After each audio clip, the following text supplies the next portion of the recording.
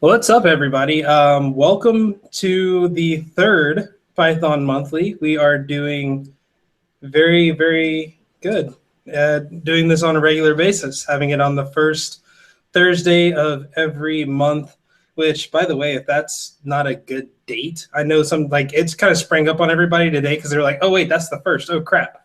But I guess if we need to do it some other day, we can talk about that later. But this is our monthly hangout where we talk about code, community, and conversation around Python and our projects that we work on. So I'm Jay Miller. I'm the host for tonight. And our big thing that we're going to be talking about are bots, mostly for the actual bots that a few of us either made or attempted to make or that we've made in the past. And some of the the things that we liked about building a bot, the things that we didn't like about building a bot, some of the things that caught us by surprise, just in general, just talking about the different bots. And we have a few different types of bots that we'll be looking at. I'm not going to go too deep into that, but I will introduce our speakers, and they are, if I can sweep back over here, they are Kenneth. Hello, Kenneth.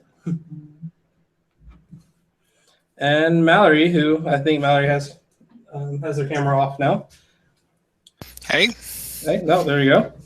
And we also have a few other guests in the lobby, and we have several people with us online, or if not, they will be. So welcome to everyone that is here. And I want to jump into it. So this month we were talking about bots. Has everyone, I guess the speakers here, everyone has a bot they're working with. Can you kind of go into a little bit more detail about what your bot or bots are, and I guess why you chose to do that type of bot? Kenneth, if you want to start. Sure. I had to find the mute button. So I made two bots. Well, I made one bot definitely during the month, and the other one, I can't remember if I made it during November or October. I've been doing a lot of bots lately. I did a Slack bot for work, a Slack bot for a course at work, and then I made, those were way back, and then I made a Telegram bot. I think that was in October as part of a live stream. So it was a glitch art bot. You would send it an image, and it would do glitchy things to the image and send the image back to you, which was kind of cool. That was fun to build. Telegram's a pretty neat platform. The way that you set up and interact with bots on it is like really cool, because you basically just turn on your bot, send it a message, and the bot's like, hey, do you want to use me? And you're like, yes, I do. And then the bot works. So if you want to play with chat bots or chat interfacey bots, Telegram's a great platform for that. And the second one I built, which was definitely in the month of November, was a Discord bot. Discord is similar to TeamSpeak or Slack, if you want to think about it that way. It gives you ad hoc voice chat channels and ad hoc text chat channels. You can send messages. You can have private messages to people. You can send files like that. They're working on screen sharing. So the Discord bot, we did a couple different things on that. Again, that was during a live stream. It's on YouTube if you want to see it. Go to GoTreehouse, the account GoTreehouse, look in the live streams, you'll see the Discord bot. And you'll see the Telegram bot. They're both in there. So what it did was, we did several things. What did we have it do? We had it run arbitrary Python code, which is a great idea for a bot. I had it do something else. And then at the end, I integrated it with Firebase, which is an online database service. So it stored locations in Minecraft and then would send them back to you when you wanted to look them up. So you could be like, hey, where was the stronghold? And it would be like, oh, is it 5,000 by 5,000? Yeah, those were the bots I built. They were fun to build. Discord's kind of a pain in the butt to get bots onto. You have to do like some URL hacking to make your bot actually connect, but once it's connected, it's good to go. Awesome. And I will make sure before we jump into kind of your I guess, your larger talk about kind of how you set up your bots, I'll make sure to provide the links for those in GitHub. And I don't know if we have anyone in YouTube, but I did want to also mention, if you are in YouTube and you have a question or comment, feel free to go ahead and speak up in there. We should have somebody monitoring that feed, hopefully. And they will be happy to let us know of your question, and we'll try to get it answered. I'm not, but I guess I will start watching that. So, Mallory, did you want to talk about your bots?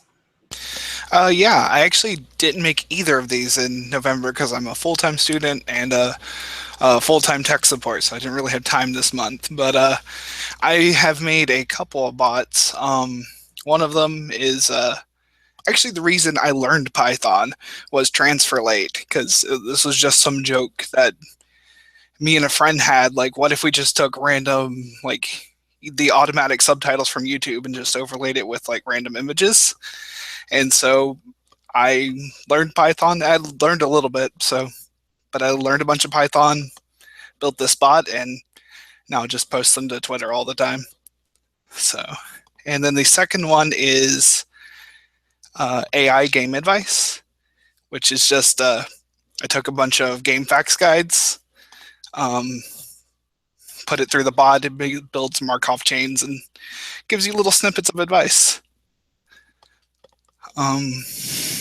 Yeah, those are fun ones, mostly because they never make any sense. The game advice. I was going to ask that, is how useful has the game advice been? Not at all, but mostly because it's like pulling from like very, very different games all the time, because I just like took the top 10 games and then took 10 guides from each and dumped it in there. So, but it's always fun. Transfer late makes even less sense because I guess the way SRT files are formatted, I'm like getting just like the middles of sentences usually. So, but they're both fun. Yeah. So Twitter has actually been really easy to work with. That was by far the easiest. I think transfer late was actually on Tumblr initially. And Tumblr's API, one, it's not, the library that Tumblr provides is not Python 3 compatible. So I decided not to use that. And then the library I was using has now stopped working. I'm guessing from some change Tumblr has done, but so it no longer works on Tumblr. So, but Twitter's been fine. Twitter's great. Cool. Did we have anyone else that's in our panel that has either made a bot for this month or has made a bot in the past? And we have a couple of people in the channel. Is QA automation considered bot? If what I made was considered a bot, which I still wouldn't call it one, then sure, absolutely. Because I currently work as a QA engineer and I'm using Selenium and the GUI all the time. Okay. I use Python to write the scripts. So do you have it? I mean, I'm familiar with Selenium, and for those that don't know, Selenium is a way to automate interacting with a browser, or I guess interfacing with a browser. Is it something that you do automatic? Is it like automated as like you runs on a schedule, or? Currently, it's not running on a schedule. We just actually released a new application, so we've been writing scripts from scratch. So right now, like we just kick them off, with the terminal or directly from PyCharm or whatever we're using. Yeah, and it's actually for an application that it's like needs authentication to get in. So unfortunately, I can't like show you guys, which would be a cool thing to show.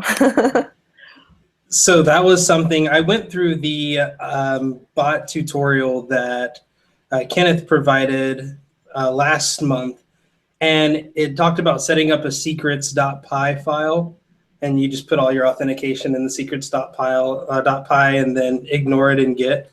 That way, you just have to tell everybody, hey, make sure you set up this file as well. But then you can also kind of show your code, your proprietary code, by just referencing it from another file. And that's how I set up mine. Yeah, I know Selenium has like some other considerations in there though. Selenium's not the lightest weight thing. So depending on what all's required for getting through that authentication, having that secrets.py might be fairly tough. But it would be awesome to have a presentation on Selenium in, a month or two. So That would be you cool. volunteered for it. Thank you very much for volunteering. Yeah, I think like the what do you call it? I think the instructional part of Selenium, it shows you how to just do like a Google search or something like that using Selenium. So it's just, it could be used in any website pretty much. Mm-hmm. So yeah, maybe I could do something to show you guys. But for right now, like for our application, we're using something called like the page object model. So we have like different files for, like all our data, like all the selectors that we're using has like a different page, and then another page for just the test cases, and we use unit tests to like run those. So that's like a good way to like structurize it and kind of separate things out, and nothing's hard coded. So like if we change our logins or the selectors, you just modify those in the data page. Yeah, that'd make it nice and simple, or simpler. That's definitely cool. I remember Jocelyn when I think we were chatting about this at a Python Thursday event once. I had mentioned using a headless browser like Phantom.js. Were you ever able to work with that? Actually, no, because like when we first started writing the scripts, we're using the older version. So if we had like progressed in Angular 1, that was the version, like I guess what we used to build that application, I probably would have continued to do like the headless browser with Phantom.js or use Selenium Grid. But since we started like building from scratch, we actually started using Angular 2, so we just kind of had to start over again. Not like everything looks different, so we couldn't really reuse what we had before. Oh, that makes sense. I remember like testing on like just opening it through Firefox, and then I think I got it working in Safari at one point, but then running it through Phantom.js was considerably faster. I mean, it was obviously a lot faster than actually having to display your actual what you were doing and all the processes on the screen. Oh yeah, definitely. Like right now we use Firefox still, but I think I would still maybe want to build it like something with something I can see visually, just to make sure it's actually going through the motions of everything I want. Even though I have a lot of logging in there, but once I know like that everything's working, maybe then I would do like the Phantom.js headless browser. I don't think I trust it right off the bat.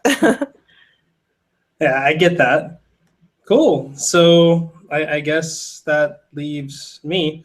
For my bot, and like I said, I'm a little embarrassed because I got really preoccupied with so many other things that I started working on the bot and then I set it down. But my bot was going to be the Python monthly Python link finding bot, and it was a Twitter bot. The general idea was using the is it TweetPy or Tweepy? I don't know how most people pronounce it.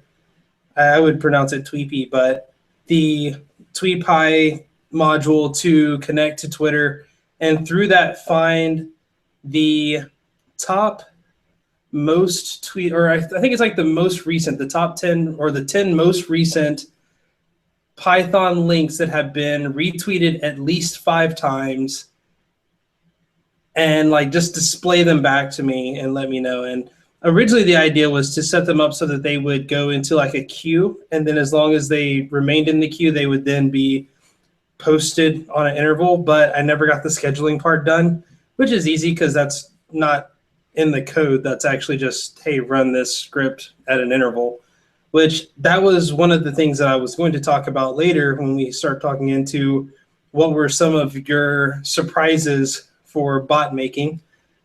But for the most part, it was really straightforward. I think I really liked interfacing with Twitter. It gave me a bunch of ideas to do a bunch of like other things.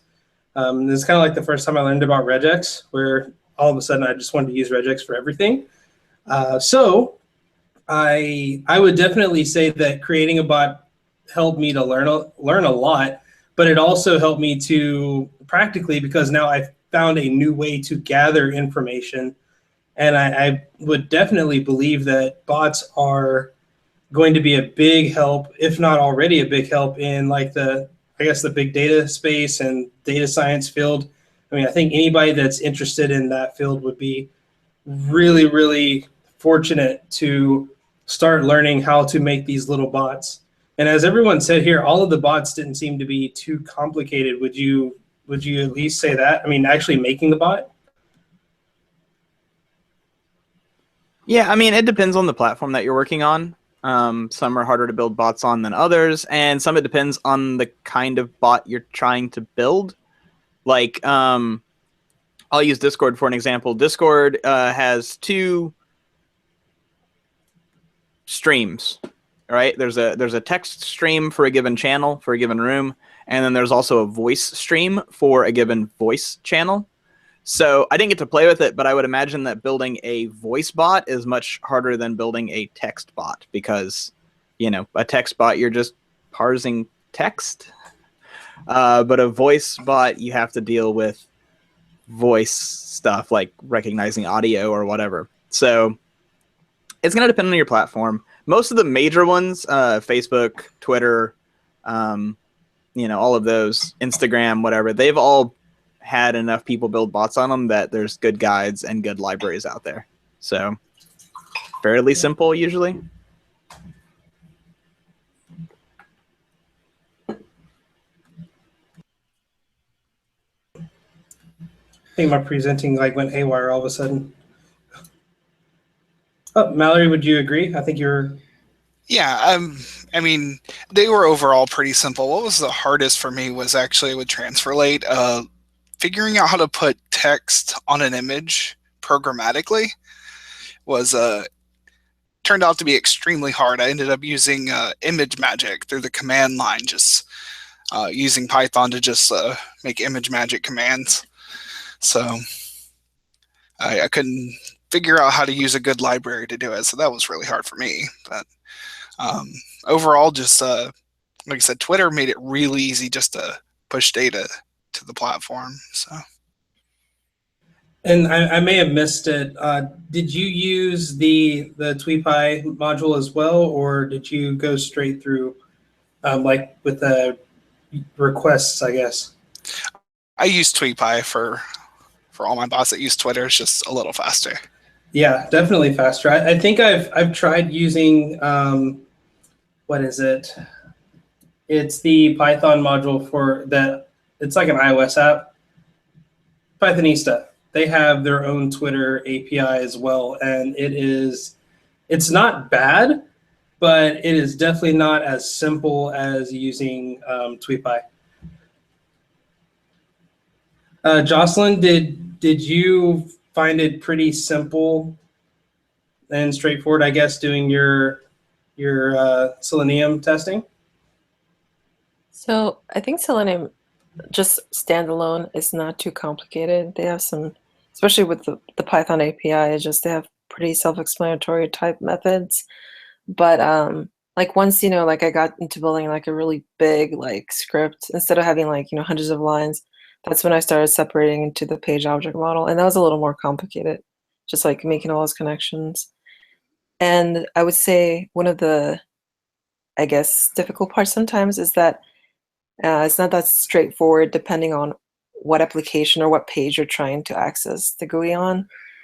For example, with Angular 2, I found that it's kind of quirky, like trying to access, for example, like infinite scrolling.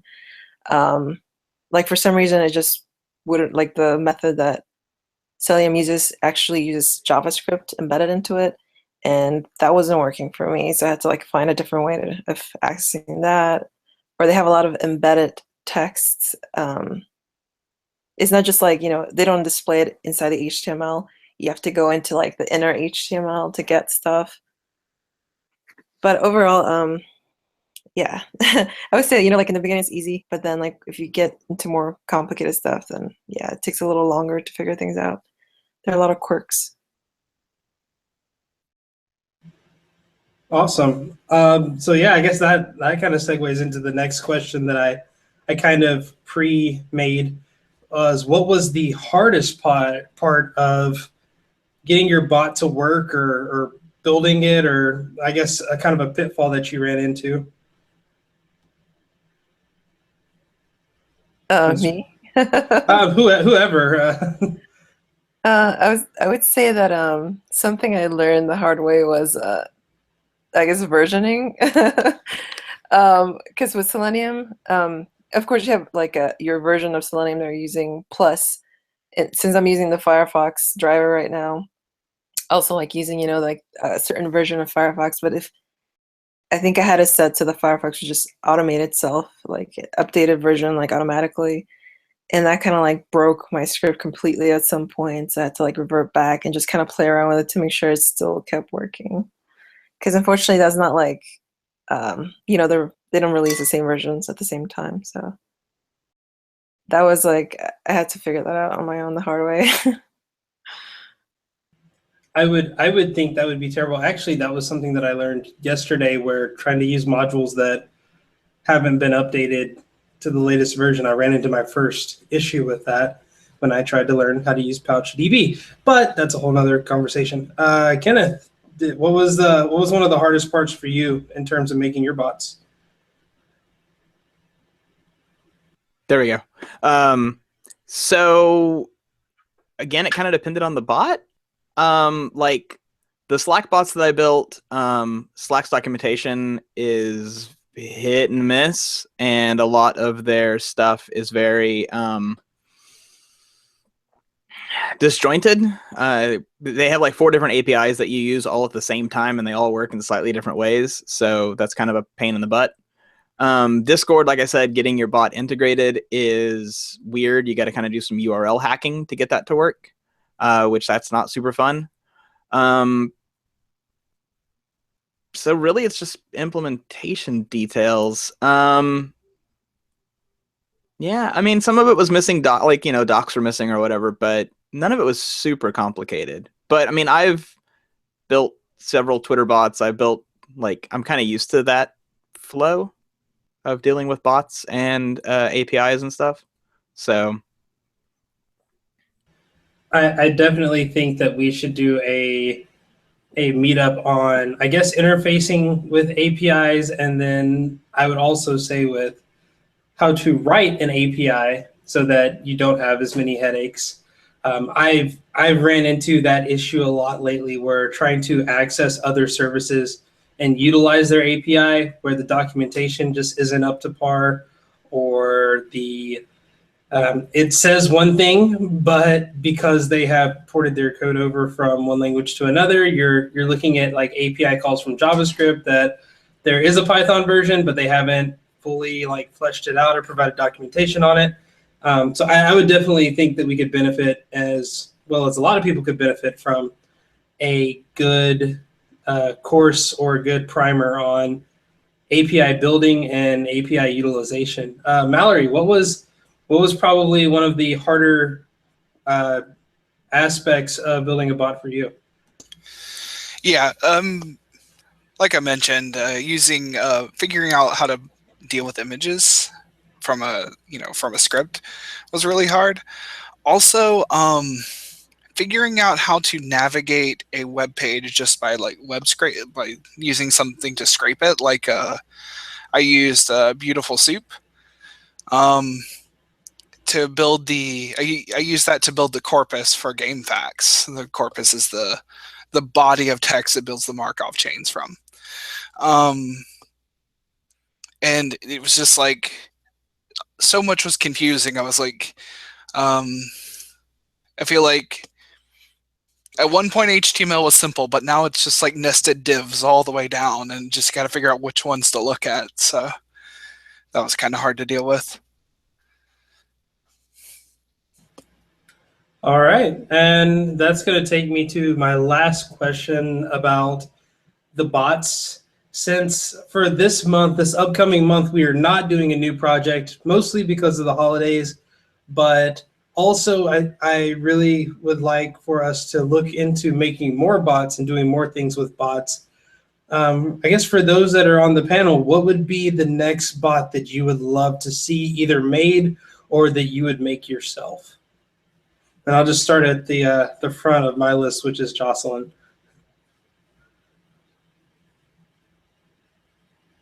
Oh, Oh, yeah, that's a good question. I haven't really thought about any like Selenium bots that I might do.